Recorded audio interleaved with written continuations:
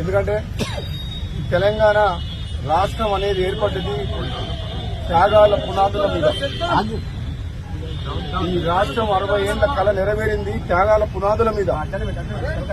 తెలంగాణ ఉద్యమకారులు వాళ్ళ కష్టం, ఎంతో మంది అమరవీరుల ఆత్మ బలిదానాల త్యాగమే ఈరోజు తెలంగాణ రాష్ట్రం. ఎందుకు మాట్లాడే ఇన్ని రోజుల నుంచి నువ్వు అరే అమరులకు ఇస్తాన్నావు, నువ్వు 100 రోజుల లోపల నువ్వు కుటుంబాలను ఐడెంటిఫై చేసి ఇస్తాన్నావు అని చెప్పని మా ఓటర్లో మొత్తుకుంటుంటే ఎందుకు రాలేదు, బయటికి ఎందుకు రాలేదు? పిల్లల్ని అరెస్ట్ చేస్తుంటే ఎందుకు పోలీస్ స్టేషన్ల కాడికి రాలేదు రాజగోపాల్ రెడ్డి? ఇలా దాన్ని వాడుకుంటేందుకు అది వచ్చింది కాబట్టి రేవంత్ మీద దుష్ప్రచారం చేయాలి, రేవంత్ని టార్గెట్ చేయాలని చెప్పి ఇలా బయటకు వస్తుండు. ఎందుకు వస్తుండు? మంత్రి పదవి ఇస్తా అంటే రేవంత్ హీరో అని మాట్లాడతారు. ఇంతకుముందు అసెంబ్లీగా మాట్లాడలేదా? నేను కొత్తగా కూర్చున్నప్పుడు పొగుడుకుంటా మాట్లాడలేదా? నిరుద్యోగ సమస్య ఇయ్యాలని వచ్చిందా? సంవత్సరం 2 సంవత్సరాలు అవుతుంది కదా ఇప్పటికి. సంవత్సరం కాగా ఎందుకు మాట్లాడలేదు? ఎందుకు 4000 వృత్తి ఇయ్యలేదని చెప్పి రాజగోపాల్ రెడ్డి ఎందుకు మాట్లాడలేదు?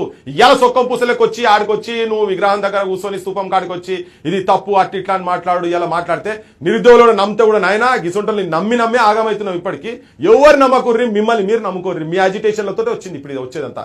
ఏ రాజకీయ పార్టీ ఒత్తిడితో రాలేదు. ఉద్యమంలో తిరిగిన ప్రతి ఒక్కరికి ఎరికే అది ఎరికే. కానీ ఎక్కడో దగ్గర వీళ్ళు ఏం చేస్తారు, వాళ్ళ దగ్గర దిక్కు పని చేసేటోళ్ళు అక్కడిక్కడ చేసి వీళ్ళని ఆయన వస్తే మంచిగుంటుంది, ఈయన వస్తే మంచిగుంటుంది, మనం ఇటు పోవాలి అటు పోవాలని చెప్పని సైడ్ ట్రాక్ చేసి ఆఖరికి ఇది ఎక్కడికి అయిపోతుంది. రేపు మళ్ళీ ఆయన ఏమైనా మంత్రి పదవి గింత్రి పదవి ఇస్తే మళ్ళీ పోతాడు.